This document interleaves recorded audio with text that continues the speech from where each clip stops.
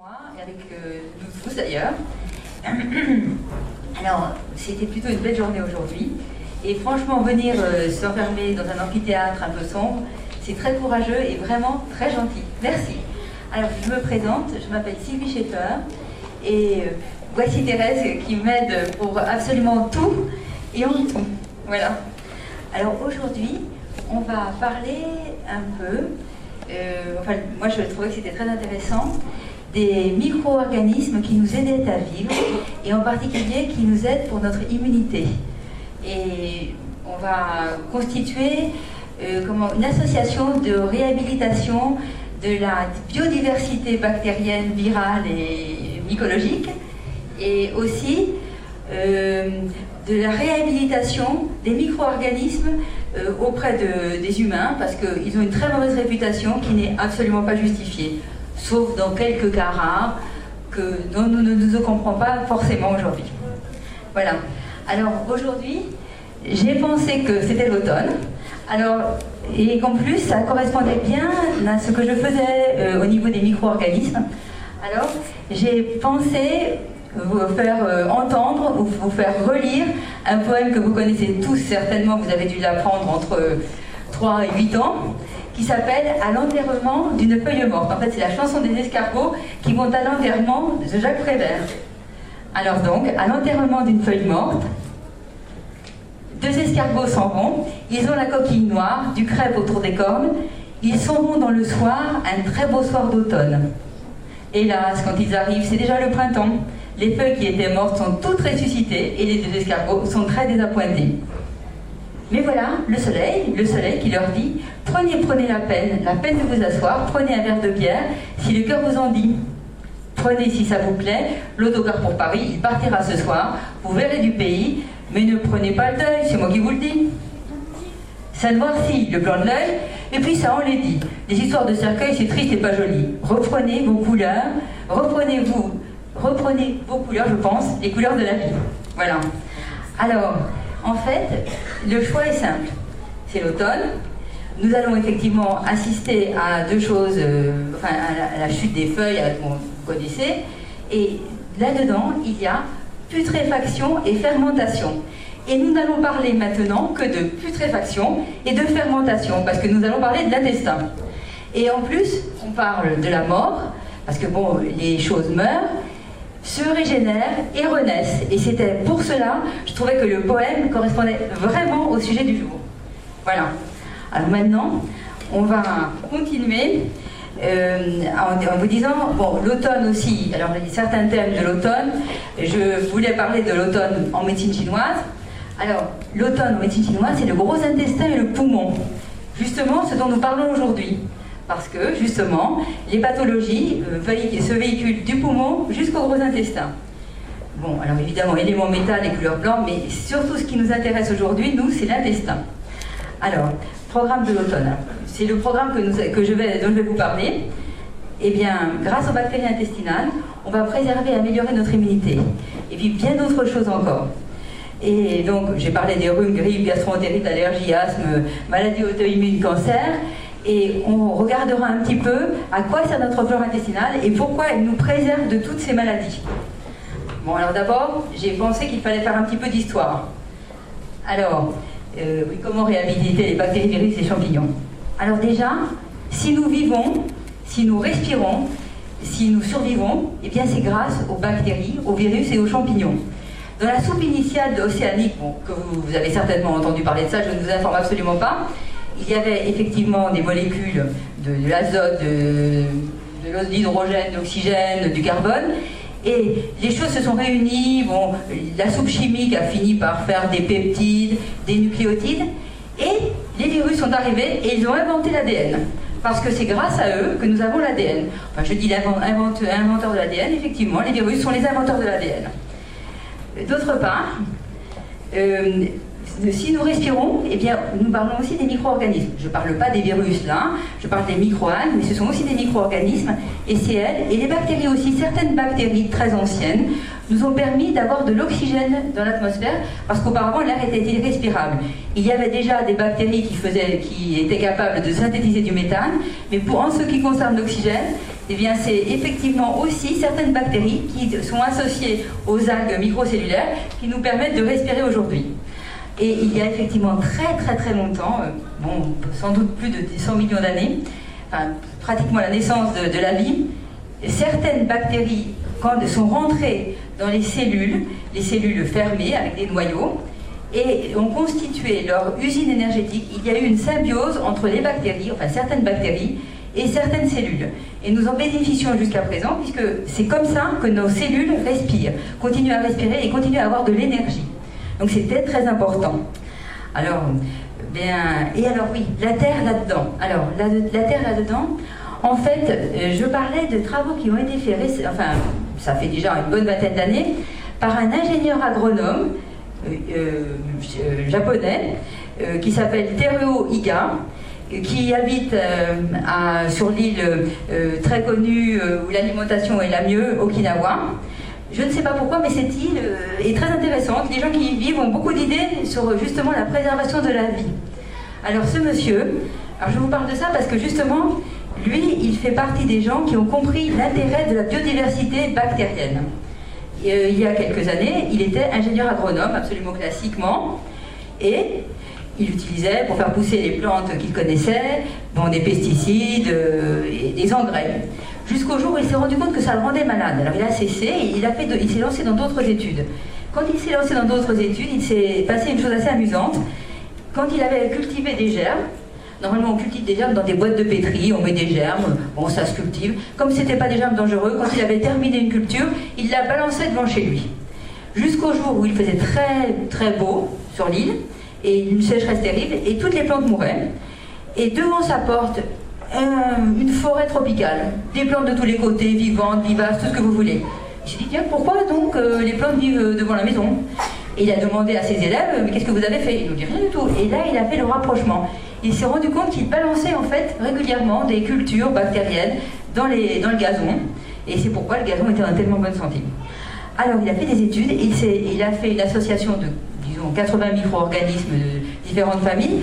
Et avec ça, maintenant, il y a beaucoup de gens qui s'en servent au Japon, en Allemagne, dans beaucoup de pays, de manière à remplacer justement les pesticides. C'est parfaitement naturel, ce sont des bactéries. Ça a l'avantage énorme de régénérer le sol. On peut aussi s'en servir pour élever le bétail et on peut s'en servir même pour notre propre flore intestinale.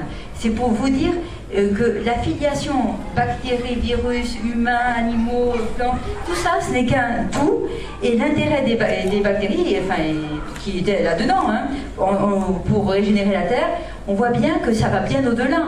Et nous faisons partie d'un tout, il faudrait quand même que nous en rendions compte. Alors c'est pour cela que je vous en parle. Bon, il y a bien entendu, on sait que dans n'importe quelle culture, il y a toujours eu des gens qui étaient capables de justement faire des espèces de fermentation. Quand vous jetez des ordures dans votre jardin et que vous laissez ça pourrir, ben vous faites comme Teruo Iga. C'est exactement la même chose. Voilà. Alors maintenant, on va parler quand même des humains, parce que bon, c'est quand même pour cela que nous sommes là. Alors, eh bien, c'est pareil, on va faire l'historique, mais alors là, on va remonter à partir de la naissance et on va grandir. Alors déjà, je trouve qu'il est très important de se rendre compte que si nous pouvons avoir des enfants, si nous avons la chance de ne pas rejeter notre fœtus, eh bien c'est grâce à un virus. En effet, c'est un rétrovirus endogène. On considère peut-être 45 millions d'années, on ne sait pas trop, hein, entre 10 et 45 millions d'années. On sait très bien que les virus, depuis la nuit des temps, comme je vous disais, par exemple pour les mitochondries qui sont en fait des bactéries, mais les virus, c'est pareil, ils rentrent dans les cellules avec facilité. Ils ont des enzymes qui cassent la membrane cellulaire, qui se lient ensuite, leur propre membrane se lie à notre membrane. Si vous voulez, je peux vous faire un petit dessin, vous comprendrez très bien. Alors vous avez notre cellule, comme ça, un petit virus qui vient comme ça, il s'approche, et puis il trouve la membrane. Et après, il s'étale dedans. Il fusionne avec notre membrane. Et depuis la nuit des temps, les virus rentrent dans les bactéries, dans les cellules animales, dans les cellules végétales, fusionnent et échangent leur ADN avec nous. Alors pour éviter d'avoir des problèmes, parce que quand même, bon, ça pourrait, on ne sait jamais, il pourrait être pathogène, nous avons fait des espèces de systèmes de régulation. C'est-à-dire que notre ADN dans notre propre noyau, voilà, eh bien notre ADN va réguler l'expression de l'ADN ou de l'ARN du virus. Alors pour cela, bon, il y a des tas de systèmes enzymatiques, bon ça c'est pas pour cela que je ne vais pas vous en parler aujourd'hui, mais par contre l'intérêt c'est que nous gardons les brins d'ADN ou les brins de gènes que le virus nous a apportés parce que c'est très intéressant. C'est aussi une des manières pour que les espèces évoluent. Ça aide à l'évolution de l'espèce, aussi bien l'espèce humaine que les espèces animales, que n'importe quoi. Donc si vous voulez, nous gardons les brins qui vont nous corriger aussi notre ADN et en même temps nous nous en servons. Mais nous les bloquons de manière à ce qu'ils ne puissent pas se reproduire. C'est-à-dire que nous n'aurons pas de petits virus qui vont se développer dans notre corps. Et bien pour la grossesse, c'est exactement ce qui s'est passé il y a 45 millions d'années. On sait que les primates, en général, ont été infestés par certains virus, rétrovirus endogènes. Vous savez, les rétrovirus, on en parle en disant beaucoup de mal d'eux. Hein. Je ne sais pas si ça vous dit quelque chose, mais les rétrovirus, il y en a un qui est très connu. Hein. Alors le HIV, vous voyez ce que je veux dire. Alors, mais en attendant, eh bien, celui-là est très intéressant. Il a permis, comme il fusionnait avec la membrane, d'ouvrir les cellules du placenta, de les fusionner ensemble, parce que les cellules du placenta, c'est une espèce d'énorme cellule qui s'appelle un syncytiotrophoblaste. Et c'est grâce à cette ouverture du placenta que la mère et le bébé peuvent échanger. Alors les nutriments, l'oxygène, tout ce que vous voulez. Donc c'est grâce à ça. Et en plus, grâce à ce virus aussi, il y a une baisse de l'immunité. Je parlais de l'immunité. Et bien là, on est en plein dans le sujet. Il y a une baisse de l'immunité de la mère qui ne va pas rejeter le placenta. Sinon, il y a longtemps qu'elle aurait rejeté le placenta. Et le fœtus par la même occasion. Donc nous ne pourrions pas élever des petits à l'intérieur de notre corps. On serait obligé de continuer à les pondre ou des choses comme ça. Non, pas du tout. On peut grâce à un virus. Alors, donc c'est pourquoi je trouve que c'est très important. En fin de grossesse, alors là en fin de grossesse, il se passe quelque chose de très intéressant aussi. Alors en fin de grossesse, il y a une transhumance, c'est vraiment ça, des bactéries de l'intestin de la mère vers sa poitrine. Et alors, on disait jusqu'à présent que le lait maternel était stérile. Ce n'est pas vrai. On pense qu'il n'est pas stérile. Maintenant, on commence à savoir que le lait contient des bactéries. Et ça va permettre au bébé, justement, de pouvoir ensemencer sa flore. Et tous ces problèmes d'allergie que nous avons vus ces dernières années et tout ça, parce que justement, on nous a dit pendant de très nombreuses décennies qu'il valait mieux allaiter un bébé au biberon. Eh bien, on voit que pas du tout, il y a des tas de mécanismes qui sont en place de manière à aider le bébé à avoir une flore intestinale, et c'est cette flore intestinale qui va permettre que nous n'ayons pas des flambées allergiques, c'est-à-dire que l'allergie, c'est un problème immunitaire. Comment se fait-il qu'en 20 ans, vous ayez 20% d'augmentation des allergies? C'est pas normal du tout. Et ça augmente peu à peu en plus. Donc si vous voulez, cela est justement évité par les bactéries intestinales qui nous empêchent de développer mal notre intestin, qui le protègent et qui évitent d'avoir des allergies. Alors donc, ces bactéries vont vers les seins. Et maintenant, la naissance. Ben, écoutez, qu'est-ce qui se passe quand on naît? On passe par quelque chose de très simple. On passe par le vagin de notre maman. Et le vagin, comme l'intestin, est complètement riche en flore intestinale, en flore vaginale.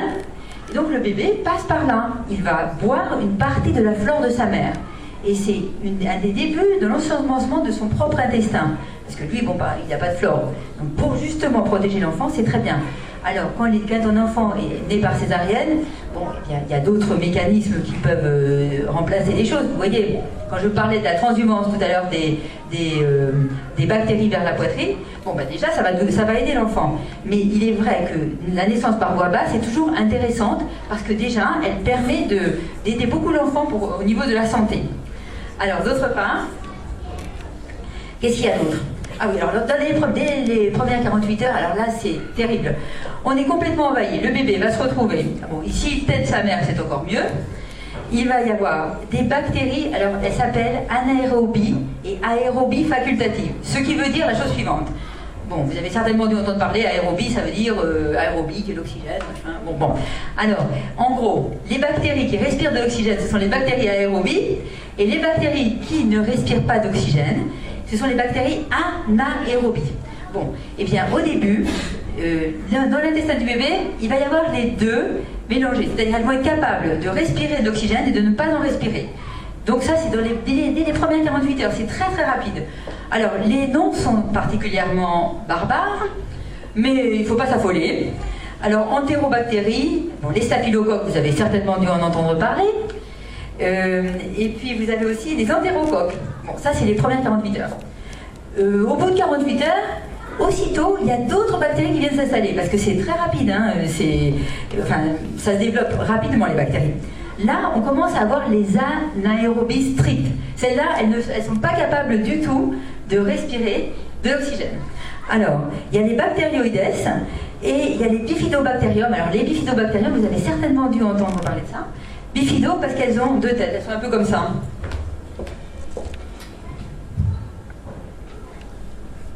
Bifide. Vous voyez, c'est un peu comme ça. Alors, et les clostridiums. Alors, qu'est-ce qui se passe? Normalement, le bébé va avoir des bactérioïdes et des bifidobactériums. Alors les bifidobactériums sont particulièrement intéressants. C'est des très grands protecteurs de l'immunité, c'est bien pour le bébé, enfin c'est très intéressant. Mais on est embêté parce que pour les clostridiums, qui normalement peuplent l'intestin, notre intestin, mais dans certains cas, dans les cas de grande prématurité, eh bien là on n'a pas de chance, c'est pas pareil.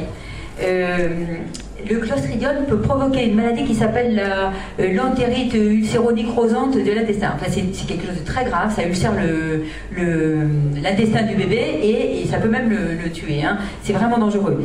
Et en plus, alors moi je vous dis ça, pourquoi?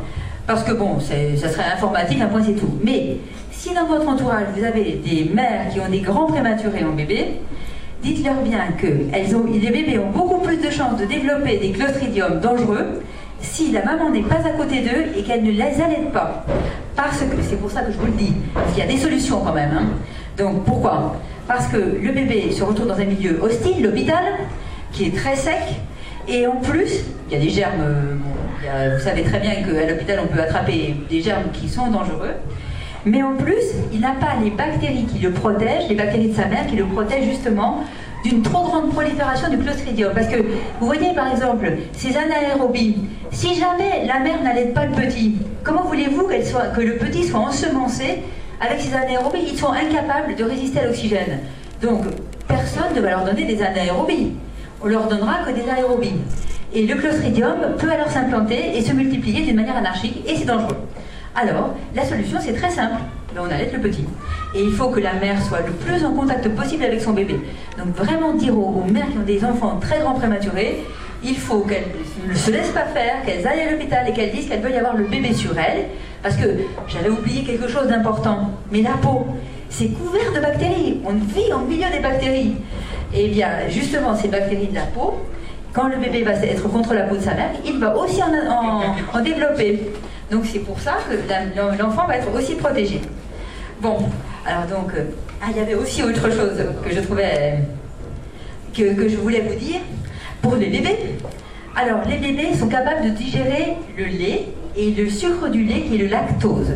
Ils ont une lactase, c'est une enzyme qui le digère.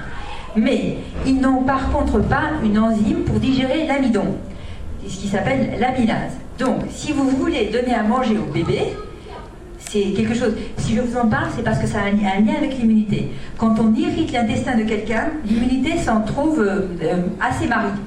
Alors, quand vous voulez donner à manger au bébé, si vous lui donnez à manger de l'amidon, des pommes de terre par exemple, eh bien, il faut bien les faire cuire de manière à ce que, justement, l'amidon soit hydrolysé et qu'il puisse le digérer. Vous avez certainement dû donner à manger à vos enfants, quand ils étaient petits, des farines diastasées. C'est exactement ça. C'est-à-dire que ce sont des farines qu'ils ont cuites de manière à libérer les amidons, à les casser en petits morceaux. C'est ça, une farine diastasée. C'est pour que le petit puisse digérer et ne pas avoir la diarrhée. Alors, maintenant on va continuer parce que on va grandir. Après ces quelques jours, bon, alors dès 2 ans, le bébé, le petit enfant va avoir une flore intestinale à peu près du type adulte. Et c'est quand même très intéressant parce que tout de suite, on va avoir la flore intestinale définitive pour toute notre vie. Il faut savoir que les flores intestinales sont spécifiques et très stables pour une même personne. C'est-à-dire que vous pouvez avoir une carte d'identité microbiotique. Je ne sais pas comment on peut appeler ça, oui, un genre comme ça. Alors, il y a 4 familles de bactéries qui s'installent dans les intestins. Alors, mais quand je dis 4 familles, il y a plus de 500 espèces. Et en plus, on dit 500 actuellement. Mais pour l'instant, c'est actuellement. Il n'est pas dit que dans 10 ans, nous ne dirons pas 2000. Vous voyez? Parce que toutes ces flores sont très très mal connues. Elles ne sont pas cultivables parce que justement, elles vivent en anaérobiose. Donc on a beaucoup de mal à les cultiver. Et pour l'instant, il y a quelques flores qu'on arrive à peu près à cultiver, mais la plupart non. Et c'est pourquoi on les cultive d'une manière globale. On appelle ça le microbiote. Et on ne cultive, enfin on les cultive, je dis des grosses bêtises. On ne les cultive pas. On va utiliser les selles des gens. Et dans les selles, on va analyser les ADN qui sont tous mélangés. Et c'est à partir de ces ADN mélangés qu'on va pouvoir déterminer ça appartient à telle espèce, à telle famille et tout ça. Donc 4 familles, mais 500 espèces environ, pour l'instant, hein, dans l'état actuel des connaissances. Alors, donc vous avez les firmicutes, les bactéroïdetes, les bifidobacterium, les métanobrevibactères. Alors, je vous explique un peu. Voilà. Alors, pardon. Alors, les firmicutes et les bactériodetes, ce sont les flores dominantes de notre intestin.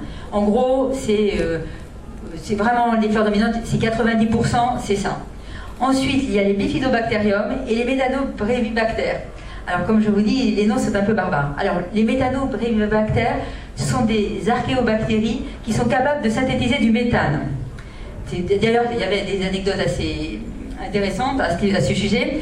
Quand on a voulu faire des coloscopies en prenant des appareils électriques pour enlever les polypes dans les côlons des gens, alors il se passait un truc qui n'était quand même pas très agréable, n'est-ce pas?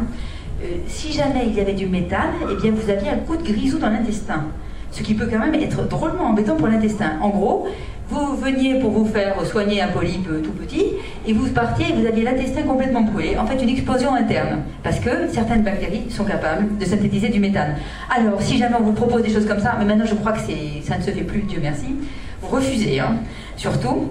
Alors, vous avez, pour les firmicutes et les bactéroïdetes, c'est très intéressant parce que ces bactéries vont avoir des rôles dans la prise de poids ou dans la perte de poids. On verra tout à l'heure que ces bactéries, selon qu'elles sont déséquilibrées ou équilibrées, peuvent vous faire prendre du poids ou perdre du poids. C'est comme ça. Maintenant, on se rend compte que les flores des obèses sont tout à fait différentes des flores des gens qui ne sont pas obèses. Et on a fait des études sur les souris, mais sur les obèses humains aussi. Alors là, voyons voir. Alors, comme je parlais de l'ADN, alors, donc l'ADN humain, nous avons environ 20 000 gènes.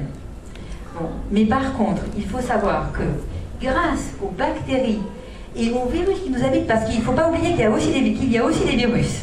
Vous avez vu pour le rétrovirus, qui n'est plus actif, mais qui est quand même intégré à l'intérieur de notre génome, eh bien nous avons des virus qui sont toujours actifs et qui d'ailleurs nous aident pour détruire certaines bactéries pathogènes. Eh bien, il faut savoir que notre ADN 20 000 gènes, c'est pas mal déjà, mais nous sommes aidés par les bactéries qui nous habitent. Il y a 150 fois plus de gènes et nous en profitons aussi. Il y a un échange entre les bactéries, les virus, nous, enfin, tous les êtres vivants.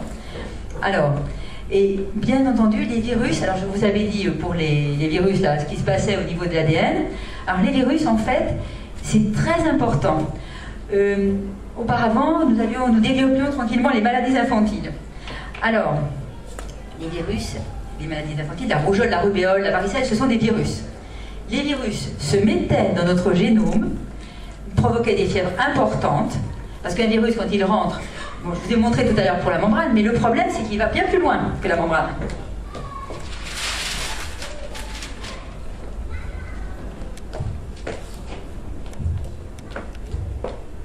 Il va là, il va dans le noyau. Dans le noyau, ça a aussi parfois des intérêts.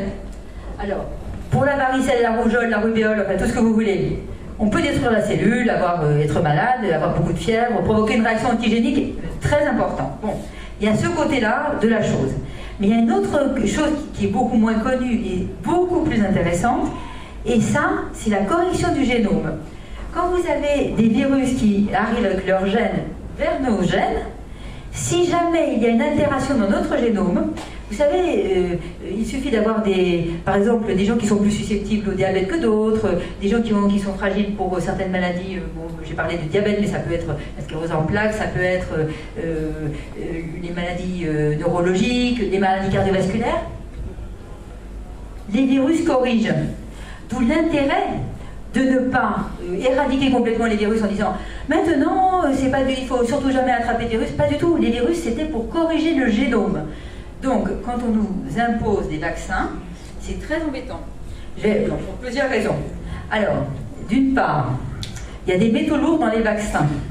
Alors, les vaccins, c'est un métal lourd, justement, non seulement ne corrige pas le génome, mais va justement abîmer le génome. On va en tout cas abîmer les enzymes qui découlent du génome. Alors c'est très embêtant parce que certaines réactions que vous pourriez faire, vous savez, on sait très bien que la sclérose en plaques et l'hépatite B, on connaît le lien. On connaît maintenant le lien entre la rougeole, le vaccin de la rougeole et l'autisme. C'est quand même inquiétant. Maintenant, on impose à nos filles un vaccin particulièrement inefficace contre le papillomavirus, qui est lui aussi qui peut occasionner des problèmes neurologiques. Enfin, donc ce que je vous dis là, c'est aussi des problèmes d'immunité. Et c'est très important de le savoir parce que tant qu'on ne le sait pas, on pense que le fait de se vacciner est quelque chose de positif qui va vous permettre justement d'éviter certaines maladies. Bon, moi je me demande, mais c'est une question, si avoir la fièvre pendant une semaine n'est pas mieux que d'avoir une maladie grave pendant toute sa vie. Alors, bon, mais maintenant, la question reste ouverte et c'est vous qui verrez avec les éléments de réponse que je vous apporterai. Alors, donc voilà, pour la correction du génome. Et alors, il n'y a pas que ça. Alors, attendez, que je retrouve mes notes. Alors, oui, je reparlais de nouveau des mitochondries. Les mitochondries qui ont un génome différent du nôtre. On sait très bien que le génome des mitochondries n'est pas celui de notre noyau. Le génome des mitochondries est normalement transmis par la mère à l'enfant.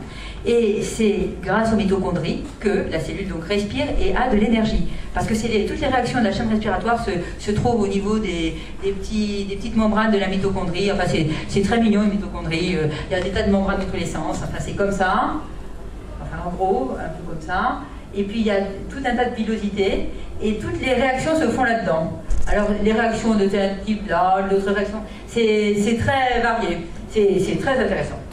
Alors, bon, alors, on va passer au suivant. Bon, alors, plus tard, en avançant dans la vie, oui, parce que je vous parlais de ce qui se passait au niveau de l'intestin, depuis le bébé jusqu'à l'adulte. Alors, au fur et à mesure que l'on avance dans la vie, ça va changer un petit peu, bien qu'il y ait spécificité et stabilité de la flore, mais le problème, c'est que les gens mangent différemment. En général, quand nous avançons en âge, on mange moins de protéines. Alors, et on mange plus de sucre. Ça peut poser des problèmes, parce que de fait de manger plus de sucre, ça induit des problèmes de transit. Alors, je vous en parlerai tout à l'heure quand on verra les problèmes, tout ce qui est transit intestinal, métabolisme lié justement aux flores intestinales.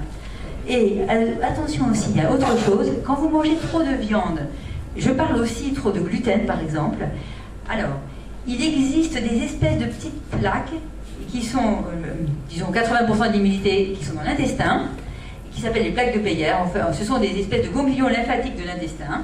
C'est l'éducation de notre corps à l'immunité. Et ça sollicite trop les plaques de Peyer parce que je vais vous expliquer pourquoi au niveau métabolique ça sollicite trop les plaques de Peyer et ça augmente les risques de leucémie. Alors de leucémie et d'autres cancers d'ailleurs. Hein. La viande, mais c'est pas pour cela que je vous dis de ne pas manger de viande parce que vous avez vu, le tout c'est de garder un équilibre. Si vous mangez trop de viande, vous risquez d'avoir un cancer d'un certain type et si vous mangez trop de sucre, vous risquez d'abîmer votre foie parce que vous risquez de devenir alcoolique alors que vous ne buvez pas. C'est quand même intéressant de le savoir. Hein. Voilà. Si je ne vais pas vous déplacer. Ah, d'accord, bah je le fais. C'est celui-là. Alors, Bon, comme je disais, le microbiote qui contient donc toutes ces bactéries, il y a beaucoup de... Bon, j'ai marqué la flore agit, le corps agit. C'est exactement comme ça que ça se passe. Vous êtes envahi au niveau interne, mais on n'a pas parlé, j'ai pas dit combien on était à peu près de bactéries. On n'a pas parlé de ça. Oui, alors je vous dis quand même à tout hasard, parce que c'est quand même intéressant de le savoir. Je parlais des 4 espèces, mais pour vous donner une idée de ce que nous sommes par rapport à notre flore intestinale, par rapport à notre microbiote. Notre microbiote fait intégralement partie de nous. Pourquoi? Nos cellules, il y en a environ 10 puissance 13. La flore intestinale, 10 puissance 14. Donc inutile de vous dire... Non, je crois pas, je sais pas. C'était après? C'est bien après? Bon. Bon, mais enfin, c'est pour vous dire quand même, c'est pas grave, je l'avancerai. Donc 10 puissance 14, c'est-à-dire que qui habite chez qui? En fait, je pense que on pourrait presque dire que nous habitons chez nos bactéries. La peau, 10 puissance 9 bactéries. Donc en fait, entre les 10 puissance 14 dans l'intestin et les 10 puissance 9 sur la peau, j'ai pas parlé de la flore buccale et j'ai pas parlé de la flore vaginale, vous imaginez un petit peu. Donc le microbiote, c'est vraiment important. Mais on va essentiellement parler ici de la flore du gros intestin. Parce que dans l'intestin grêle, il y a bien une flore intestinale, mais comme le transit est assez rapide, ça reste pas beaucoup, il y en a beaucoup moins. Alors, la plus grosse flore intestinale, c'est dans le gros intestin, et c'est de celle-là dont on va parler. Alors, elle a un rôle trophique. Alors, ça veut dire, si vous voulez, ça va épaissir la muqueuse. La muqueuse de l'intestin est très fine. Pour éviter que cette muqueuse ne soit trop fine, parce que ce n'est pas bon pour la santé, on a fait des expériences avec les souris qui n'ont justement pas de germes, qui sont axéniques. Alors les souris qui n'ont pas de germes du tout, on les fait vivre dans un espace absolument sans germes, ces souris sont tout le temps malades. Elles ont des tas de problèmes de santé et elles vivent beaucoup moins longtemps que les autres. Et parce que justement leur intestin ne va pas bien, mais il n'y a pas que l'intestin, rien ne marche chez elles. Elles sont en très mauvaise santé. Alors qu'est-ce qui se passe avec le microbiote? Alors le microbiote va permettre l'épaississement de la musculeuse. C'est-à-dire que l'intestin, bon, je vous ai fait un schéma de l'intestin. C'est un peu comme ça. Alors, autour, il y a des muscles pour qu'il y ait le péristaltisme, pour évacuer les déchets. Et d'ailleurs, parfois, à ce niveau-là, il y a un péristaltisme rétrograde, c'est-à-dire ça va en arrière, puis ça repart dans l'autre sens. Bon, alors la musculeuse, vous avez compris, c'est les muscles de l'intestin. Alors, la flore intestinale permet justement d'épaissir la musculeuse. Ça permet aussi l'épaississement de la muqueuse. La muqueuse qui est en contact avec ces bactéries, elle va être épaissie grâce à ces bactéries, parce que les bactéries la protègent, la stimulent, lui envoient des facteurs de croissance, des tas de trucs, et donc ça s'épaissit. C'est aussi une protection pour l'organisme. Et parce que, évidemment, cette muqueuse qui est unicellulaire, il y a une seule couche de cellules. Vous imaginez, si elle est très mince, eh bien, elle peut être attaquée par n'importe quelle chose. Vous voyez par exemple, une idée toute simple. Quand vous mangez par exemple du son de blé, vous imaginez ce que vous faites subir à votre muqueuse? Vous la râpez, c'est exactement, vous prenez la râpe pour râper les carottes et vous faites ça sur la main. C'est exactement pareil. Parce que c'est à peu près le même niveau. Vous avez la sensibilité d'une toute petite couche de cellules minces et vous mettez dessus des fibres ligneuses. Ah bah dis donc, c'est agréable. Bon, alors, donc c'est tout l'intérêt de l'épaississement de la muqueuse grâce à la bonne santé des bactéries et au bon équilibre. Et développement des microvillosités. Alors à l'intérieur de l'intestin, bon, vous savez certainement, mais en gros, alors bon, vous avez la musculeuse comme ça, vous avez la toute petite couche machin de la muqueuse, mais cette muqueuse, c'est pas comme ça qu'elle se passe. C'est comme ça, il y a des grosses villosités, des macrovillosités, qui sont d'ailleurs épaissis aussi grâce aux bactéries. Et sur ces macrovillosités, il y a des microvillosités. Tout ça pour augmenter la surface entre l'intestin et la nourriture, pour mieux assimiler. Donc tout l'intestin est comme ça. Hein. Alors, donc, voilà. Donc vous augmentez aussi ça. C'est quand même important. Donc ça veut dire une meilleure assimilation de l'alimentation. Alors, augmentation du péristaltisme, c'est plutôt logique. Si vous avez épaissi la musculeuse et qu'elle est en meilleur état, ça va améliorer le péristaltisme. En plus, les bactéries sécrètent certains gaz, vous allez voir tout à l'heure, je vais vous dire, qui vont justement permettre d'augmenter le péristaltisme. C'est ça? Là? Tic, ça y est. Ah, j'ai réussi. Alors, on va regarder donc le rôle métabolique du microbiote. Le microbiote, donc, c'est ensemble de bactéries, virus, champignons. Ah oui, j'avais oublié les champignons, mais il y a des champignons. Quand on parle d'un microbiote, bien sûr que nous avons les bactéries, mais on a aussi les champignons, les mycoses, bien sûr. Et normalement, nous avons Candida albicans. Mais ce qui pose problème, c'est lorsque le candidat albicans se développe trop. Et c'est le cas nous sommes au XXIe siècle et maintenant, candidat albicans se développe trop parce que nous mangeons n'importe quoi et nous faisons n'importe quoi. Alors, donc, comme je vous disais, l'intestin grêle est moins peuplé. Mais alors, voilà ce qui se passe. Alors, le côlon, bon, je vais vous décrire, c'est pas difficile. Hein. Le côlon ascendant, ça monte. Le côlon transverse, c'est ça. Le côlon descendant, c'est comme ça. Alors, c'est très simple. Ascendant, transverse, descendant. Donc vous avez compris comment ça marchait. Ça c'est à droite, là c'est à gauche. En gros, voilà ce qui se passe. Ici, comme je parlais de l'automne et des feuilles mortes, eh bien c'est là les fermentations. Alors les fermentations se font dans cette partie du gros intestin. C'est-à-dire que une grande partie de la nourriture est digérée grâce à l'intestin grêle qui va avoir beaucoup d'enzymes de manière à digérer votre nourriture. Alors ça, on va commencer par la bouche. Il y a des enzymes dans la bouche, une enzyme qui est l'amylase qui digère justement les amidons, les sucres. Bon, ensuite, après la bouche, vous allez passer dans l'estomac. Vous ne pouvez pas digérer les sucres dans l'estomac, c'est uniquement les protéines grâce à l'acide chlorhydrique et à certaines enzymes protéolytiques, la peptine, des trucs comme ça. Et ensuite, vous allez passer dans l'intestin grêle où vous allez pouvoir digérer les sucres, les graisses et les protéines. Tout, ça marche tout. Parce qu'il y a les sucs biliaires. Alors, le suc biliaire, ça contient des sels biliaires. Les sels biliaires permettent de digérer justement les acides gras, enfin les huiles, les graisses, tout ce qui est gras. Et dans le pancréas, il y a des enzymes protéolytiques qui permettent la digestion aussi des protéines. Et il y a dans ce suc de quoi aussi digérer les glucides. Donc, voilà. Par contre, il faut savoir que ça, c'est notre propre gène, nos propres génomes, nos 20 000, nos petits 20 000 gènes codants. Bon, ils codent autre chose parfois. Bon, mais par contre, comme le microbiote, on a 150 fois plus, il faut savoir qu'il va vraiment nous aider pour digérer le reste, parce qu'on n'a pas tout digéré. On a assimilé une partie des choses au niveau de l'intestin grêle, mais on est un petit peu insuffisant. Donc, eh ben, là, on va digérer le reste. Alors si en plus on a une alimentation déséquilibrée, à ce moment-là, ça déséquilibrera ça.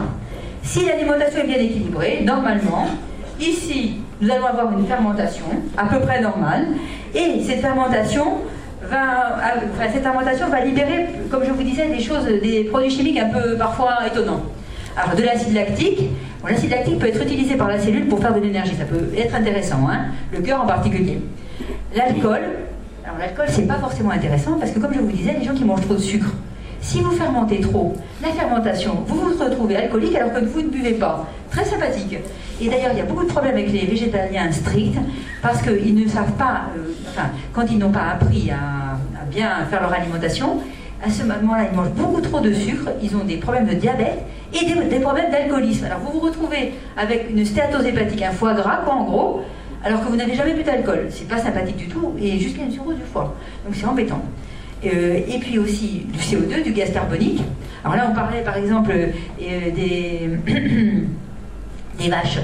Alors les vaches, justement, ces pauvres bêtes, on les maltraite, on leur fait manger des choses qui ne devraient pas, qui sont absolument incohérentes, et elles produisent beaucoup trop de gaz à effet de serre. Elles produisent deux gaz à effet de serre, le CO2, bon là c'est jusque-là, elles mangent des glucides, et elles produisent aussi un autre gaz qui est le méthane. Alors là, ça c'est pas normal du tout, parce que les vaches ne devraient pas produire autant de méthane.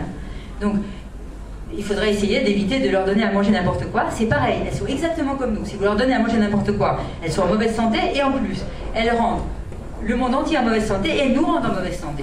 Bon. Et enfin, l'acide butyrique. Alors l'acide butyrique, là enfin quelque chose de sympa.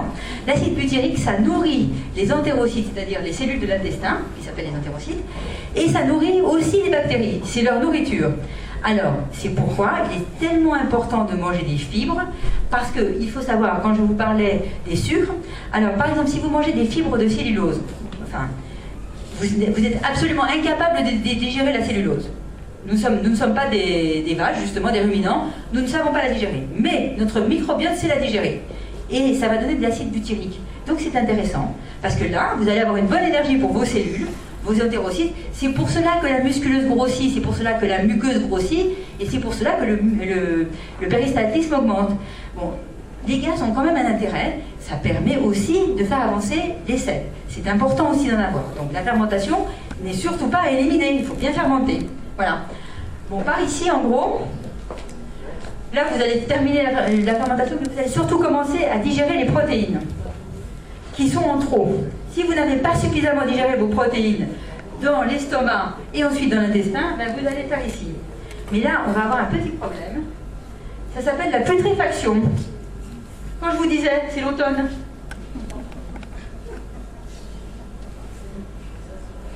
Je vais faire une petite parenthèse. Il y a les acides gras, les graisses que vous avez digérées.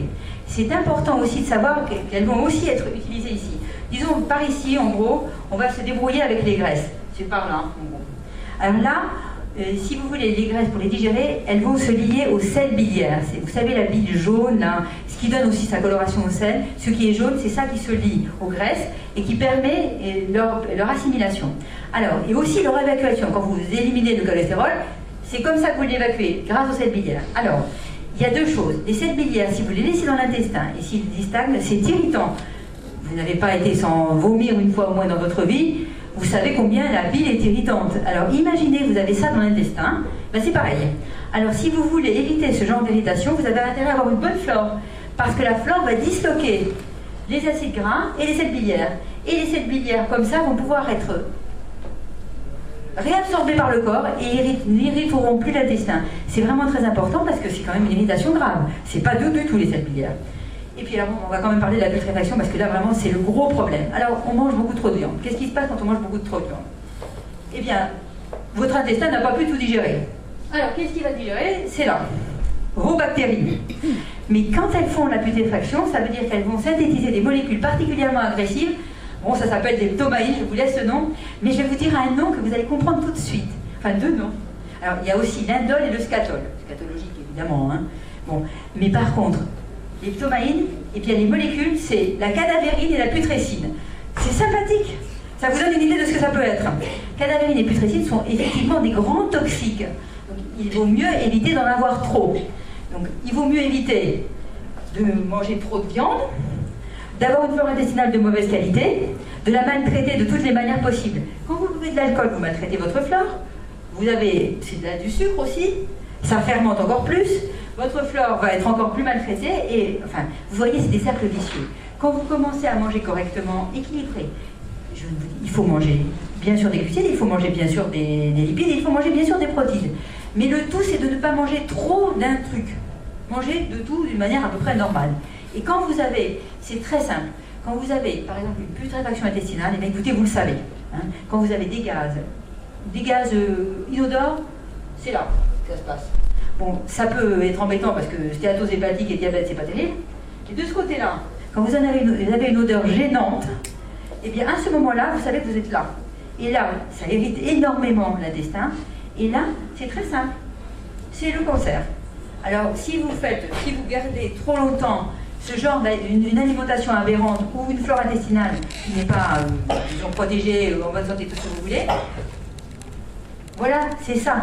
Quand je vous parlais tout à l'heure des plaques de Peyer, là, pour les gens, quand je vous disais les gens âgés ont des problèmes. Bon, alors, il faut savoir que si jamais ils mangent trop de sucre, effectivement, ils peuvent avoir des problèmes parce que ça peut ralentir le transit, parce qu'ils peuvent avoir une fermentation mais insuffisante, enfin, anormale et bloquée. Mais surtout, s'ils mangent trop de viande, ils vont avoir vraiment des problèmes ici, très importants. Et à ce moment-là, les plaques de Peyer, qui sont des espèces de sentinelles qui sont partout dans l'intestin grêle aussi, hein, c'est au-dessus de l'intestin grêle. Bon, je vous le dessine très très grossièrement. Donc, il y a des plaques de Peyer absolument partout. Et le foie, qui sert aussi pour ce qui est de l'immunité. Mais donc, en fait, vous allez avoir à nettoyer quelque chose qui irrite l'intestin. La putrécine, la cadavérine, l'indole et le scatol. En plus, non seulement ça irrite l'intestin, mais l'intestin, c'est pas quoi en faire. Qu'est-ce qu'il va faire? Il va l'absorber. Cela va aller vers le foie, qui est par ici, et ça va vous empoisonner le foie. Alors, si vous empoisonnez le foie, qui est la principale usine du corps, de détoxification, de synthèse, de tout ce que vous voulez, elle ne pourra plus faire les synthèses. Alors les synthèses hormonales, n'en parlons pas. Vous voyez, quand on a des problèmes à la ménopause, par exemple, de bouffée de chaleur et tout ça, c'est qu'on a des petits problèmes de synthèse hormonale. Bon, il faut nettoyer le foie. La ménopause, les bouffées de chaleur ou l'andropause, c'est exactement pareil. C'est des problèmes de foie. Nettoyez votre foie, c'est très important. Votre intestin aussi d'ailleurs. Et bien à ce moment-là, le foie ne peut plus faire son travail et comme il est intoxiqué, il ne peut plus vous nettoyer, Vous allez avoir des problèmes autres, non pas, au niveau des poumons, au niveau des reins, au niveau de la peau. Donc tout ça, ça va ensemble. Donc quand vous vous plaignez d'avoir de l'acné, quand vous vous plaignez d'avoir des allergies, de l'asthme, de l'eczéma, eh bien, allez voir votre intestin. Et à ce moment-là, la solution est dans l'origine. C'est vos racines d'intestin. Il ne faut jamais l'oublier. Donc on va essayer d'améliorer les racines et de faire des racines de bonne qualité. Alors oui, bon, comme je disais, alors pour les choses qui peuvent justement donner des racines de bonne qualité, eh bien, vous avez des fibres cellulosiques que vous êtes incapables de digérer, comme je vous ai dit. Mais à partir du moment où vous avez des cellules cellulosiques, ça va augmenter le nombre de bifidobactéries. Alors, je vais vous donner, je vais vous refaire un peu le truc avec les 4 espèces, là, les 4 grandes espèces. Enfin, grande famille. Vous avez donc les firmicutes,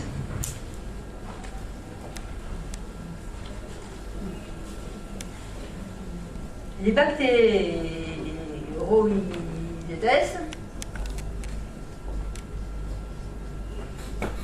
les bifidobactéries et les méthanobactéries. Alors, si vous mangez des fibres, vous augmentez cette population-là. C'est la population qui, justement, va éviter les problèmes de putréfaction. Alors là, vraiment, il ne faut pas se gêner. Mangez des fibres, hein. Mangez, mais pas n'importe quelle fibre. Tout à l'heure, je vous ai parlé de la muqueuse. Ne mangez pas des fibres qui vous rappellent la muqueuse. Mangez des fibres qui soient douces, des fibres mucilagineuses. Mangez des légumes, des courgettes, tous les légumes que vous voulez. Les légumes qui contiennent des mucilages, les pommes, ça contient aussi des mucilages. Enfin, mangez des choses qui sont douces, hein, qui ne vont pas être tout à fait râpeuses. Bon, ensuite, alors, vous allez avoir, au niveau, alors oui, on va parler aussi tout à l'heure des firmicutes, bactéroïdes et tout ça pour la prise de poids et pour l'immunité. Mais déjà, il faut savoir que ces 4 catégories de germes vont avoir une incidence sur la manière dont vous absorbez les médicaments. Bon, par exemple, si vous avez par exemple, on a fait des tests avec les souris qui n'ont pas justement de germes, comme je vous ai dit. Bon, ces souris, elles ne vont pas du tout absorber les médicaments comme nous. Exemple, quand vous prenez des anti-inflammatoires parce que vous avez mal quelque part. Bon, je sais pas moi, Indocide, Voltaren, enfin Voltaren, mettons, vous connaîtrez plus. Bon, le Voltaren abîme l'estomac. Tout ça parce que vous avez des bactéries dans l'intestin qui vont réagir avec ce Voltaren et ça va mal se passer. Si vous prenez du Voltaren et qu'il n'y a strictement aucune bactérie, il n'y aura absolument aucun effet. Bon, mais ça c'est si vous prenez une pilule contraceptive, ça dépend de la fleur que vous avez. On a souvent, par exemple, des gens qui ont des pilules contraceptives et qui peuvent, les femmes tombent enceintes, bon, eh bien, il faudrait qu'ils aillent regarder la flore intestinale de la femme parce que probablement que la pilule contraceptive a été détruite en partie par la flore bactérienne. Entre parenthèses, je trouve que c'est plutôt une bonne nouvelle, parce qu'au moins elle vous défend. Parce qu'il faut quand même savoir que la pilule contraceptive est justement une des grandes causes de déficit de l'immunité, qui augmente justement, d'une manière anarchique, la multiplication des mycoses, et que c'est un cancérigène avéré. Donc, quand vous avez une flore qui vous détruit votre pilule, ben bravo, vous avez une bonne flore. Continuons. Alors, si vous prenez des laxatifs, alors, si vous prenez des laxatifs, qu'est-ce que c'est qu'un laxatif? Un laxatif, c'est pour augmenter le transit intestinal. Bon, et bien à ce moment-là, ça peut poser un problème, parce que la flore qui s'accroche comme elle peut aux microvillosités, va plus pouvoir autant s'accrocher, puisqu'il y a un péristaltisme augmenté. Et ça va être très embêtant. Vous aurez moins de flore, une flore probablement de moins bonne qualité. Celle qui va pouvoir s'accrocher, c'est peut-être justement les champignons. Parce que les champignons, eux, font des mycéliums. Les mycéliums, c'est des espèces de petits filaments dans tous les sens. Hein. Un mycélium, c'est ça, hein, vous voyez. Alors ça rend tout. Vous voyez, normalement, l'intestin, c'est comme ça, toutes les cellules sont collées les unes aux autres. Et bien là, si vous avez un champignon, ça va rentrer entre. C'est embêtant, parce que ça va trouver l'intestin, ça va faire un syndrome de leaky gut. C'est drôlement embêtant. Et quand je parlais de la pilule, et bien justement, parlons de la pilule. Syndrome de leaky gut. Elle permet la prolifération des champignons. Le laxatif aussi. Parce que justement, les seuls qui vont résister à l'effet complètement nettoyant, enfin décapant du laxatif, ce seront les champignons. On va parler des antibiotiques en premier. Alors les antibiotiques, une merveille de la nature, n'est-ce pas? Qui d'ailleurs est faite par des bactéries, ça aurait pu être intéressant, mais je pense que quelque part on a sauté une étape. Alors les antibiotiques vont détruire la flore intestinale et d'une manière générale, ils vont laisser vivants, parce que les antibiotiques viennent de champignons, justement, enfin de quelque chose qui ressemble à des champignons. Ils vont détruire la flore intestinale et vont vous laisser, justement, des champignons. Et à chaque fois que vous prenez des antibiotiques pendant un moment, effectivement, vous allez vous soulager parce que vous allez détruire quelque chose de pathogène. Bon, pas de problème, vous allez détruire une bactérie pathogène si vous voulez. Mais le problème, c'est que quand vous aurez déséquilibré la flore et qu'elle ne sera pas capable de se remettre d'aplomb toute seule, vous allez rechuter et rechuter et rechuter. Pourquoi est-ce que quand on commence à donner des antibiotiques aux gens, ils sont obligés d'en reprendre un mois plus tard, 2 mois plus tard, etc. Tout le temps, tout le temps, tout le temps. Il faut savoir que ça va être quelque chose, un puits sans fond. À chaque fois, vous prendrez un nouvel antibiotique et puis bon, ben, ça recommence. Alors on change d'antibiotique, alors on tue une flore différente. C'est merveilleux. Comme ça, au moins, on aura tout tué. Ça sera très très bien. Alors, mais au bout d'un moment, c'est pourquoi c'est embêtant. Qu'est-ce qu'il y a d'autre aussi que je pourrais vous dire dans les antibiotiques, il y a les antibiotiques, qu'est-ce qu'il y a d'autre que je n'ai pas? Ah, les corticoïdes. Les corticoïdes qui font baisser l'immunité. C'est pas grave.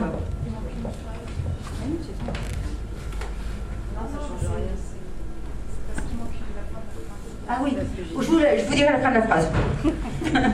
Je ne sais pas laquelle c'est, mais c'est pas grave, je vais bien trouver. C'est vitamine K, à mon avis.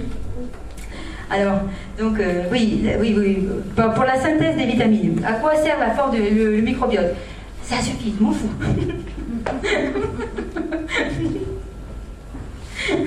C'est pas grave. Vous allez savoir que c'est simplement la vitamine K. D'accord? Bon, vous avez les vitamines B et vous avez la vitamine K. Beaucoup de vitamine B. Les flores intestinales, ça sert à synthétiser les vitamines B. Et aussi, les vitamines B, il y a beaucoup de vitamines B. Il y en a un groupe d'une dizaine. Par contre, les vitamines K, il n'y en a qu'une seule. Donc vous ne pouvez pas vous tromper. Ça sera la vitamine K, la seule et unique vitamine K, qui est cachée en bas de la feuille, que vous ne voyez pas, qui est une vitamine qui est anti-hémorragique. Donc c'est très très important. Mais ne vous inquiétez pas, ce n'est pas parce qu'elle est cachée que vous ne l'aurez pas quand même synthétisée. Votre flore s'en occupe. Alors, d'autre part, où est-ce que j'en étais? Bon, les médicaments, oui, les corticoïdes, je vous avais dit, ça fait baisser l'immunité. Évidemment, ça fait baisser l'immunité, ça favorise la synthèse de levure, encore une fois, et toujours le même déséquilibre intestinal. Donc vous serez tout le temps dans des histoires de... Enfin, les champignons vont faire baisser à chaque fois votre immunité. C'est quand même embêtant. Voilà, corticoïdes, contraceptifs, bon, il y en a bien d'autres, bien entendu. Hein. Les antidépresseurs, une merveille aussi. Alors, j'avais oublié cela. Alors, les antidépresseurs, ils vont ralentir évidemment votre flore intestinale. Alors, donc, comme ils ralentissent votre flore intestinale, enfin, votre débit intestinal, comme ils ralentissent, les aliments stagnent plus longtemps, et quand ça stagne, ça peut vraiment être gênant. Si c'est des selles biliaires qui stagnent, si c'est des ptomaines qui stagnent, des choses comme ça, ou des gaz irritants, vous imaginez le dégât que ça peut faire? Bon, alors, ce n'est vraiment pas intéressant. Ils font baisser encore votre immunité, parce que à partir du moment où vous stagnez, il y a une baisse de l'immunité, puisque vous empoisonnez votre intestin, votre foie. On a parlé des allergies, donc votre poumon, votre peau et votre rein, donc vous empoisonnez le tout. Donc c'est très embêtant. Et c'est un cercle vicieux. Vous prenez un antidépresseur, soi-disant, pour vous monter le moral. Quand il vous empoisonne, j'aimerais savoir comment ça va vous remonter le moral.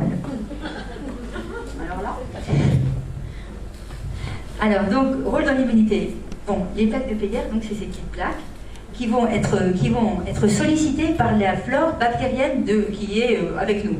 Alors, la flore bactérienne, voilà ce qu'elle se met. Comment? Ah, ils veulent pas que les gens... Ben non, pourquoi? Ah oui, bien sûr, il faut faire marcher l'industrie. Voilà, c'est très intéressant.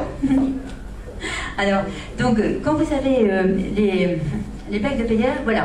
Vous avez la flore intestinale qui va stimuler la muqueuse, la musculeuse comme je vous l'ai dit tout à l'heure, la tropicité de tout l'intestin. Comme ça stimule la tropicité de l'intestin, qu'est-ce qui se passe? Et pas que la tropicité, toutes les cellules vont être un peu stimulées. En plus, il y a certains antigènes certains petits bouts de gènes qui vont aller stimuler les plaques de Peyer, qui vont reconnaître des objets étrangers. Donc ça va stimuler l'immunité. C'est comme ça que l'immunité est stimulée, si vous voulez. Vous avez des germes qui ne sont pas pathogènes, qui vont échanger leur ADN avec vous. Ça va stimuler votre propre ADN, vos propres lymphocytes, et comme ça, ils pourront mieux réagir face à l'adversité. Vous avez une bactérie particulièrement pathogène qui arrive quelque part, vous allez avoir quelque chose qui va réagir. Si votre intestin est complètement mou, il n'a pas de flore intestinale et tout, il ne réagit pas du tout. Les souris acogéniques, vous leur mettez un germe qui n'est pas pathogène, elles sont mortes. C'est fini. Alors donc là, si vous voulez, c'est grâce à cela que vous aurez des plaques de PR, qui sont les plaques donc immunitaires éduquées, qui vont pouvoir agir correctement. Donc ça sera vraiment très bien. Donc je parlais, alors bien entendu, effet barrière. Vous avez une flore dominante qui... Ah, je l'avais oublié un truc. Pour les antibiotiques, la flore dominante de l'intestin, bon, par exemple les firmicutes ou les bactérioïdes, c'est environ 10 puissance 9. Donc c'est pas mal, il y a quand même du monde.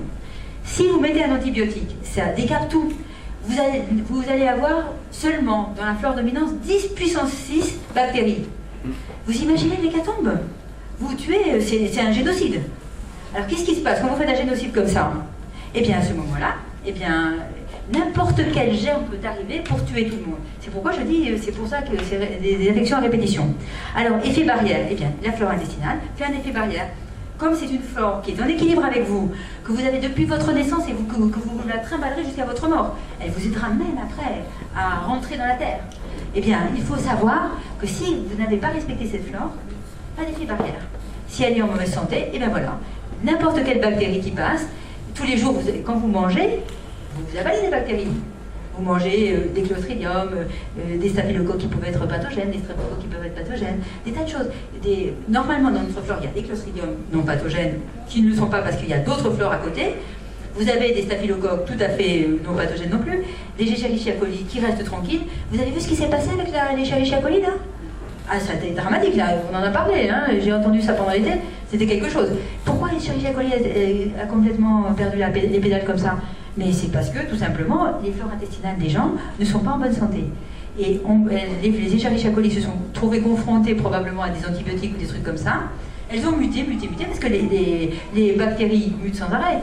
Elles échangent leur ADN entre elles échangent leur matériel génétique avec nous. Vous voyez, ça, il y a une mutation constante. Alors vous pourrez toujours essayer de prendre des antibiotiques, ça ne servira à rien. Il faut simplement préserver votre flore qui va muter tranquillement pour vous, beaucoup plus vite que vous, et vous protéger. C'est ça l'avenir.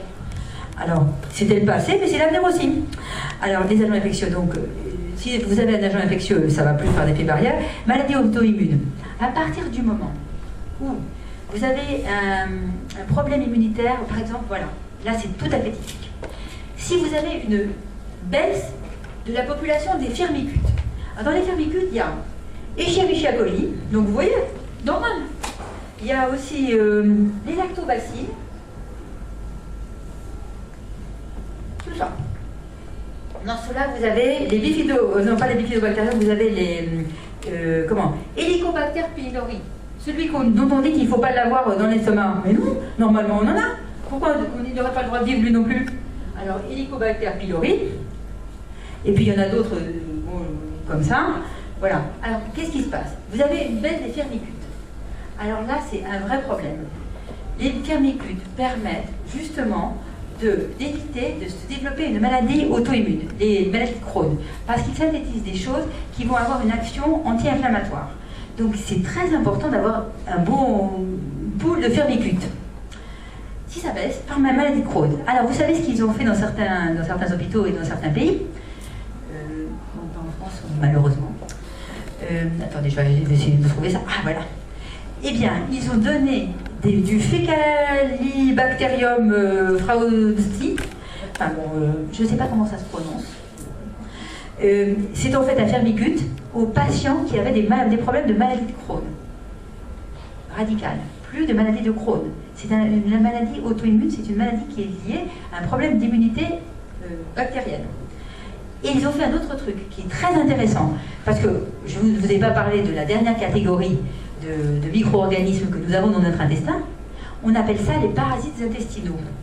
Il se trouve que dans un pays où il y a beaucoup de parasitose intestinale, il n'y a jamais de maladie auto-immune. Nous sommes l'inverse. C'est-à-dire que maintenant, bon, si vous avez des oxyures, ça va bien le maximum de ce que vous allez avoir. Mais nous avons par contre des maladies très graves, la maladie de Crohn, des scléroses en plaques, tout ce qui est, toutes ces maladies-là, qui sont des maladies auto-immunes. Bon, eh bien, partant de ce constat, en Thaïlande, ils ont essayé de traiter des gens qui avaient la maladie de Crohn avec un parasite qui n'est pas si parasite que ça apparemment, qui est le trichocéphale du cochon, un ver du cochon. Bon. Évidemment, c'est pas très intéressant d'avoir un ver du cochon, c'est toujours... Vous voyez, genre Ascaris, c'est un genre comme ça. C'est un peu paniquant quand même. C'est un peu dégoûtant, c'est un ver... En attendant, quand ils ont traité les gens avec ça, 6 mois après, plus personne n'était malade. Bon. Donc, et après, il faut se débarrasser du ver, ou du moins, disons, limiter sa population. C'est toujours la même chose.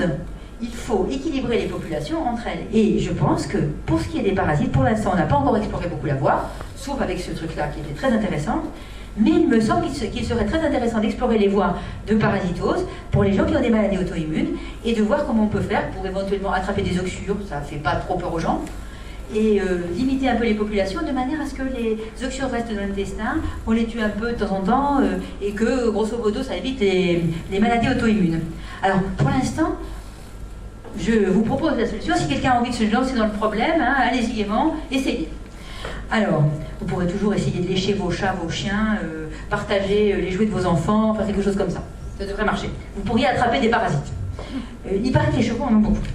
Alors, d'autre part, alors maintenant je parlais de l'obésité et de la minceur. Alors, on a des vrais problèmes d'alimentation parce que c'est un peu, si vous voulez, ça se parle.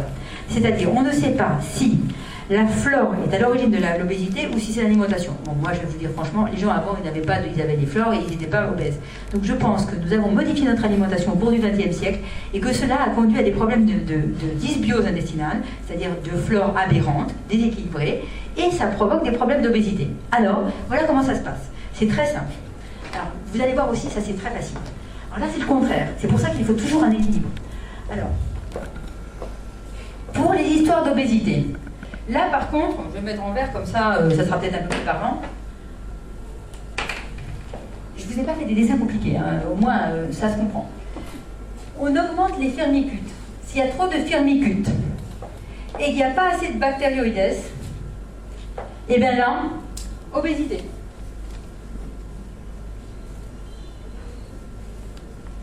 Alors, pour cela, je vais vous dire un truc que vous connaissez peut-être. Vous savez peut-être que Danone ou Nestlé, ceux qui font Actimel ont eu un procès qui n'a pas été retentissant malheureusement, je trouve, par rapport aux dégâts qu'ils font, parce que justement dans l'Actimel ou dans les produits, des yaourts ou des choses comme ça, il y a des lactobacilles. Ces lactobacilles qui sont utilisés dans l'industrie agroalimentaire pour engraisser les bestiaux. Eh bien, on donne ça à vos enfants, et donc on va s'étonner que nous ayons une épidémie d'obésité.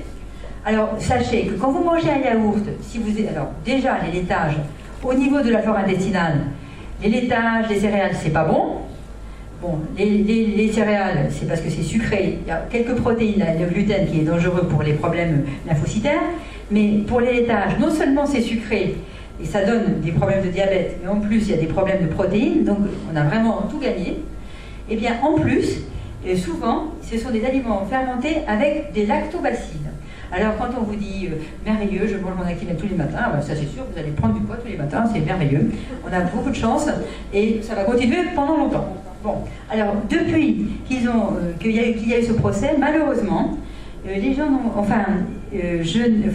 les publicités d'Actimel, je crois qu'on n'a plus dit que c'était bon pour la santé ou je sais pas quoi, mais maintenant c'est encore plus tordu. Comme on avait été vacciné par ces publicités tous les jours pendant 20 ans, alors maintenant ils disent Actimel, bon, et puis point de suspension. Alors là vraiment, c'est très fort, ils ont un service marketing fantastique, mais c'est vraiment, vraiment des escrocs.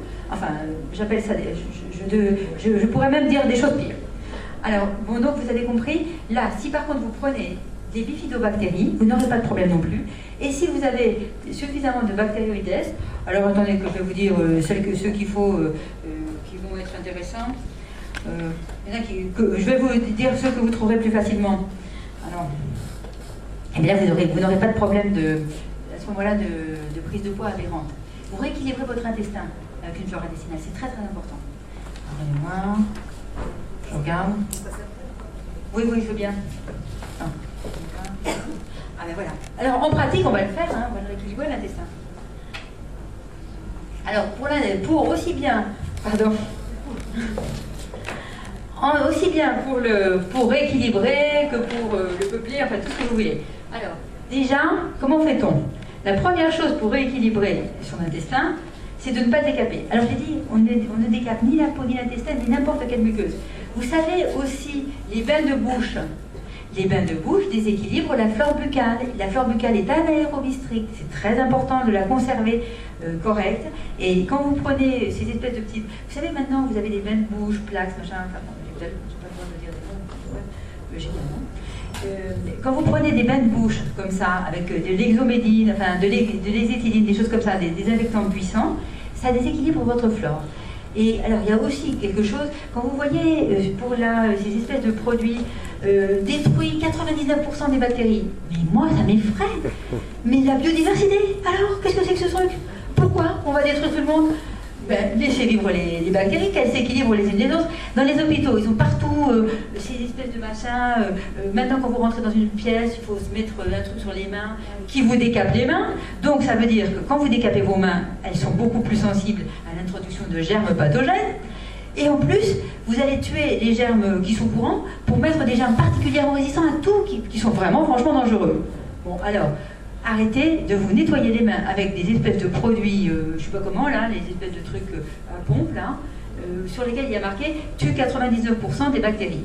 Vous vous lavez les mains normalement avec de l'eau et du savon. Et c'est comme ça. Et vous essuyez les mains après, dans une serviette propre bien sûr, mais enfin, l'hygiène normale.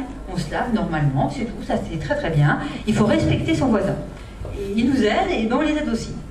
Alors, pareil, il y en a de même pour la flore vaginale. Où est-ce qu'on a vu qu'on faisait... Enfin, je sais pas moi, c'est pas qu'on faisait des lavages vaginaux quotidiennement ou des choses comme ça. Non, ça se respecte. La flore vaginale, c'est des lactobacilles particuliers, extrêmement délicats et fragiles et bien implantés normalement dans le vagin. On les respecte. Les pilules ne les respectent pas. Ça fait mourir votre flore de lactobacilles, par exemple. Mais bon, il faut respecter toutes ces flores. Alors, on se lave normalement avec de l'eau, et puis c'est tout. Si on a une infection, c'est autre chose. Là, on revoit sa copie. On fait, par exemple, avec des choses basiquantes comme du bicarbonate, des choses assez douces. On voit autre chose, mais d'une manière drastique. Bien sûr, si vous avez une infection, on attrape, je ne sais pas quoi, moi, trichomonas vaginalis, il faut quand même faire quelque chose. On ne reste pas comme ça. Mais autrement, vous restez tranquille et vous nettoyez normalement. Bon, ensuite, alors, voilà moi ce que je vous propose pour rétablir votre flore. On a plusieurs données très intéressantes. On sait que la flore, pour un même individu, est stable dans le temps et enfin, elle est toujours stable et fidèle. Voilà. Alors, comment va-t-on faire? Quand on a un problème d'équilibre de la flore intestinale, la première chose que je fais, alors, déjà, j'essaie de tuer une partie des germes pathogènes qui gênent la flore normale, qui ne peut plus se répandre, se multiplier et tout ça. Donc déjà, on va tuer la flore un peu pathogène. Donc c'est pourquoi j'ai proposé des choses qui tuaient, mais sans agressivité. Alors vous avez déjà la propolis avec le pépin de pamplemousse. Donc là, vous allez, disons, détruire une partie des pathogènes qui vous gênent, sans vraiment agresser la flore. Hein, on est bien d'accord, hein? Alors donc, voilà, bon, vous en prenez un petit peu, une gélule matin, midi et soir de chaque, par exemple. Vous les associez, c'est beaucoup plus efficace. La propolis, c'est quelque chose qui est une association de résine qui est capable de tuer pas mal de limiter le développement de certains germes. Bon, on peut faire ça pendant un certain temps, par exemple une quinzaine de jours, parce qu'il ne faut jamais faire ça brutalement. Imaginez 5 secondes. Vous voulez tuer la flore pathogène, des Clostridium, qui sont en train de vous donner une entérocolite nécrosante, ou pseudomembranaire, un truc affreux qui vous rend malade, qui vous fait mal et tout ça. Bon. Qu'est-ce que vous faites? Si vous tuez tout d'un coup toutes les toxines qui sont à l'intérieur du Clostridium, parce que le Clostridium, non seulement il vous rend malade localement, mais en plus il est capable d'émettre des toxines, des poisons. Si vous tuez tout le monde, toutes les toxines sortent d'un coup. Qu'est-ce qui se passe? Vous êtes malade comme tout. C'est même carrément dangereux. Donc allez-y doucement. On va faire ça progressivement. Ensuite, on va faire ça progressivement. Ensuite, eh bien, on va prendre de l'argentin. Alors l'argentin, l'intérêt de l'argent colloïdal, c'est que c'est quelque chose qui n'a pas d'effet secondaire notable. On peut prendre des doses pendant longtemps et ça va être capable d'écréter justement absolument tout. C'est capable de tuer des virus pathogènes, des bactéries pathogènes, des champignons, parce qu'il n'y a pas beaucoup de choses qui tuent les champignons. C'est très très coriace les champignons. Ils sont capables de survivre, d'utiliser des manières de survivre. Ils font de la chitine pour se protéger dans des carapaces. Enfin, c'est épouvantable les champignons. Il faut imaginer ce que c'est. C'est très résistant. Donc l'Argentin va un petit peu tuer tout ça. Hein. Mais c'est pareil. Vous avez vu, je ne vous ai pas donné une énorme dose. Une petite dose. Parce que il ne faut pas non plus qu'il tue les bactéries qui sont intéressantes. Soyons raisonnables. Alors on va rééquilibrer. Alors, on commence comme ça. Alors pendant ce temps-là, vous n'arrivez pas à lire non plus le bas, c'est ça? Oui, c'est pas grave, on va en parler. Alors, dans le soutien hépatique, oui, comme je vous disais, comme les bactéries que vous allez tuer vont avoir des poisons, il faut quand même soutenir le foie. Vous ne pouvez pas rester avec un foie qui va être empoisonné. Alors je vous ai donné du desmodium avec du radis noir. Ce sont deux régénérants hépatiques. Et alors, pour le desmodium, le radis noir est un nettoyant hépatique qui va terminer le nettoyage du foie. C'est-à-dire que le desmodium régénère bien, et le radis noir, il y a un dérivé soufré. Ça permet de bien détoxifier le foie. Les dérivés soufrés permettent ça. Il ne faut pas les prendre pendant 107 ans, hein, parce que ça peut être irritant le soufre.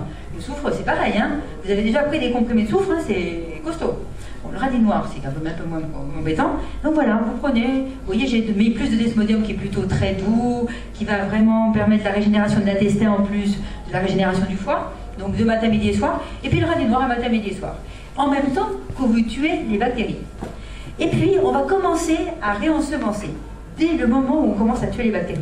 Il faut savoir que quoi que vous apportiez, quelle que soit la flore que vous apportez, eh bien de toute façon, ça sera qu'une flore de passage, parce que vous avez bien vu, votre flore est la vôtre. Rien n'y changera rien. Elle va être déséquilibrée, ça se peut, mais par contre, elle sera la vôtre. Donc, je vais vous donner des flores pour vous aider à rééquilibrer la vôtre, mais ça sera quand même la vôtre qui prendra le dessus, ce qui est normal. Alors, si jamais vous avez un terrain allergique, on va commencer par quelque chose de très doux, avec des germes qui sont déjà atténués. Alors, pour cela, ce que je vous ai marqué là, j'ai fait exactement, pour remettre premier mois, deuxième mois, troisième mois, ce que je vous ai dit tout à l'heure quand je parlais de la naissance jusqu'à 48 heures, ensuite après 48 heures et ensuite après. C'est-à-dire que j'ai fait exactement le même ordre d'ensemencement que nous avons quand nous naissons. Parce que c'est comme ça que normalement ça doit se faire. Donc j'ai commencé par le Pro-Symbioflore. Alors le Pro-Symbioflore, qui est une flore atténuée par des autolysats de germes, des premiers germes qui nous ensemencent, les entérocoques, les entérobacilles, ce que je vous ai dit lors de la naissance. Ensuite, alors, merci. Alors, si c'est un terrain allergique, pendant un mois, on ne fera que le Pro-Symbioflore, de manière à ce que les gens ne soient pas gênés. Si c'est un terrain qui n'est pas allergique, on passera à Symbioflore 1. Alors, disons, par exemple, c'est les mêmes germes, mais là, ils sont vivants, si vous voulez. C'est la même chose, mais vivants. Les premiers, c'est simplement des fragments de germes qui ont été autolysés, un peu tués, hein, qui sont un peu atténués. Mais là, ils sont vivants.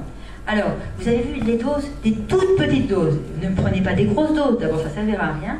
Et en plus, votre corps peut réagir. Votre flore n'est peut-être pas d'accord de recevoir d'autres hôtes, elle va peut-être les mettre dehors.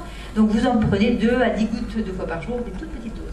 Pour les enfants, on commence par moitié dose moins. C'est-à-dire un enfant, on lui donne déjà que le Pro-Symbioflore et puis on commence avec une goutte. Et on voit ce que ça donne. Et ça suffit parfois. Pour une goutte, même tous les 2 jours. Alors, on fait ça pendant un mois. Et le deuxième mois, alors là pour les terrains allergiques, eh bien, on va associer le Pro-Symbioflore avec le Symbioflore. Alors c'est-à-dire que c'est les mêmes, mais ceux-là sont un peu plus forts. Pour le terrain non allergique, c'est comme ça? Voilà. Alors, le terrain non allergique, on va prendre le Symbioflore et on va prendre un autre germe qui est vraiment bien, c'est le Bioflora. Alors, vous avez le premier qui ensemence le bébé, ensuite vous avez le Bioflora, parce qu'il y a aussi le Symbioflore 2, mais je ne vous le donne pas parce que je ne vous connais pas. Alors là, je vous donne uniquement des germes qui sont très très bons. Et il n'y aura pas de réaction, parce que le Pro-Symbioflore 2, c'est Escherichia coli, on en a besoin, dans certains cas, mais comme elle peut être un peu mal tolérée, eh bien, on va se débrouiller pour sauter cette étape-là. Alors, le Biofloracar. Le Biofloracar, c'est très simple. Ça contient des bifidobactériums, et en plus, ça contient de quoi les nourrir. Un arabino, je sais pas quoi, bon bref, on donne les germes, et en plus de quoi les nourrir. Il y a tout le monde, tout ce qu'il faut. Et donc là, vous en prendrez un le matin à jeun. En plus, le Biofloracar, lui, alors il faut savoir, au niveau de l'immunité, les pro-symbioflore et le symbioflore, c'est vraiment l'immunité. Si vous avez des problèmes d'allergie, d'asthme, de gastro-entérite et tout ça, de maladies auto-immunes, de cancer, il ne faut vraiment pas hésiter, il faut les prendre. Et le biofloracar va avoir aussi une action au niveau de cette immunité, mais les autres, l'action immunitaire est plus importante. C'est les premiers implantés, c'est ceux qui arrivent les premiers chez le bébé. Eh bien, le biofloracar, lui, est très intéressant parce qu'il va aussi avoir une augmentation, il va aider à l'augmentation du transit, si vous voulez. Donc c'est important, parce que vous avez vu combien le transit était important pour éviter d'avoir des poisons qui demeurent sur la muqueuse. Bon, alors, ça va faire un mois. Le mois d'après, tout le monde va s'y mettre, hein, la même chose, c'est-à-dire que là, vous allez tous avoir du symbioflore 1 et du bioflora. Voilà. Alors, mais en plus, qu'est-ce qu'on va faire? Ça, je vous ai donné pour régénérer la flore intestinale, pour l'aider à pousser, pour retrouver son équilibre. Mais la muqueuse, elle a dedans, parce que la muqueuse, elle accroche la flore, il faut quand même qu'elle soit en bon état. Donc, comment va-t-on faire? Eh bien, ça va être très simple. Pour la régénérer, on va prendre du biocéan isotonique, c'est-à-dire c'est en fait de l'eau de mer isotonique, parce que notre première mer à tous, c'est l'océan. Donc si vous voulez que quelque chose, vos racines poussent bien, remettez-les dans l'océan et elles repousseront. Nos villosités intestinales, ce sont nos racines. Donc rappelez-vous ça. Donc 1 ou 2 ampoules le matin, on peut même aller au-delà, mais commencez déjà par là, vous allez avoir un traitement d'eau très efficace. Et qui va bien entendu augmenter l'immunité, puisque vos bactéries personnelles vont pouvoir bien s'accrocher à votre intestin et donc protéger votre immunité. Le pollen, alors j'ai mis le pollen parce que le pollen, ça contient des facteurs de croissance. Et donc, à ce moment-là, les microvillosités vont repousser, les villosités aussi, les bactéries, ça va leur faire aussi du bien parce qu'il y a de la cellulose dans le pollen aussi. Et donc tout le monde va être content. Les facteurs de croissance vont vous aider à faire grandir tout ça. Pour le moral, eh bien, je vous ai donné de la gelée royale parce que l'intestin, on l'appelle bien le second cerveau du corps. Alors moi j'ai marqué entre autres psychoneurobiologie, ça fait très très savant, mais en fait ça veut simplement dire que si vous avez un intestin qui marche bien, donc une biologie qui marche bien, et que vous avez aussi des neurones qui marchent bien, ben normalement tout devrait bien aller. C'est tout simplement pour vous dire ça, c'est tout. Alors la gelée royale, 1 à 2 dosettes sous la langue le matin. Et il faut savoir une chose, c'est que la gelée royale contient beaucoup de vitamine B. Quand vous avez une flore intestinale un peu déficiente, tout à l'heure, grâce à Thérèse, nous savons que la flore intestinale fait de la vitamine B et de la vitamine K. Eh bien, si vous avez une flore intestinale qui n'a pas été bien au point, la gelée royale vous apportera des vitamines B. Les vitamines B, c'est l'énergie et le moral. Et vous en avez. J'en prends plus du tout. Alors donc, on a fait ça. Et donc, voilà, donc je vous aide un petit peu. Dans certains cas où l'intestin est vraiment très malade, on peut aider. 3 minutes? Bah dis donc, hein, je suis au point, hein, j'ai presque fini. On vous coupera pas, ne vous inquiétez pas. Mais non, c'est bon. Ah, d'accord. Bon, et bien en fait, voilà. Donc moi je disais, en plus, vous prenez un petit peu de gelée royale, ça vous mettra de bonne humeur, votre flore intestinale sera d'autant mieux, bien plus à l'aise, elle va sécréter des neuromédiateurs qui vont vous aider. Donc si vous voulez, comme c'est interactif, de toute façon, il faut toujours savoir que nous vivons chez nos microbes et non pas le contraire. Nous hébergeons une population qui est bien plus importante que nous, et nous vivons chez eux, hein, il ne faut pas du tout se leurrer. Donc en fait, on les aide, ils nous aident. C'est une symbiose, c'est ça la symbiose. Alors, et comme on a vu, on va avoir la même chose probablement avec les parasites quand certaines recherches vont être un petit peu plus abouties. Mais le nom de parasite est un peu embêtant parce que ça ne correspond pas en fait à ce que c'est. Alors voilà, j'espère que je vous ai aidé à comprendre comment marchait votre flore, comment ne pas avoir d'infection. Alors tout ça c'est pour quand même vous aider au niveau immunitaire concrètement. C'est pour que vous ne développiez pas des infections saisonnières par exemple. Pour éviter d'attraper la grippe, il ne faut pas se vacciner, il faut tout simplement avoir une flore en bonne santé. Qu'est-ce que vous croyez? La grippe ça passe par fosse nasale qui sont aussi une muqueuse qui a aussi une flore. Donc il faut savoir qu'à partir du moment où votre flore est en bonne santé, vous attraperez beaucoup moins de choses, ou pas du tout de choses. Moi, ça fait maintenant 20 ans que je me trimballe dans tous les pays du monde, j'attrape jamais la main à tourista. Bon, je ne bois pas l'eau du Gange, c'est d'accord, mais quand même. Hein?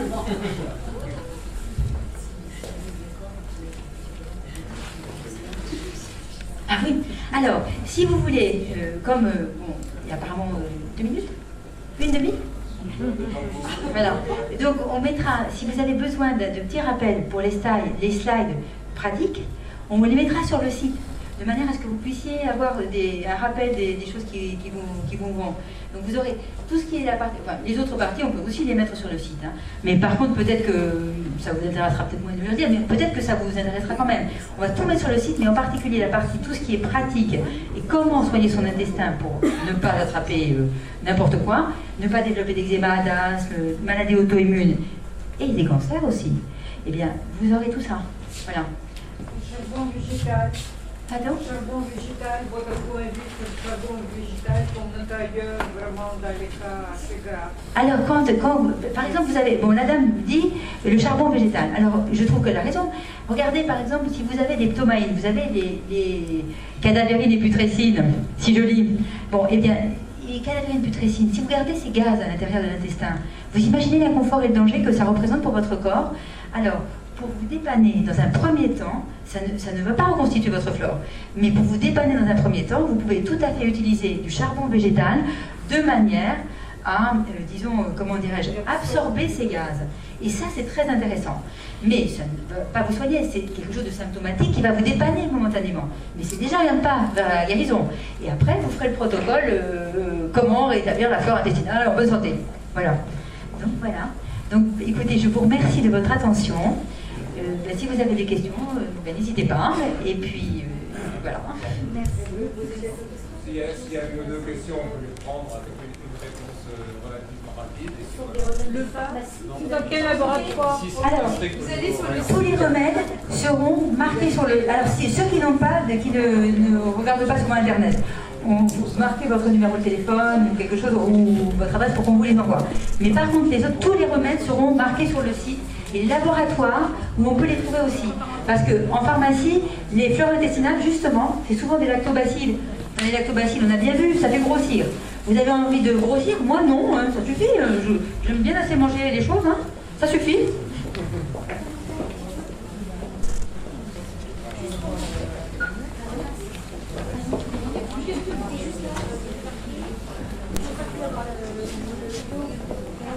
Tout ça. Juste vous le mettez là. Stop, c'est bon. Mettez-le bien droit. Oui, mais il y a des choses qui passent. C'est pas grave, ça. Mettez-le bien droit. Voilà.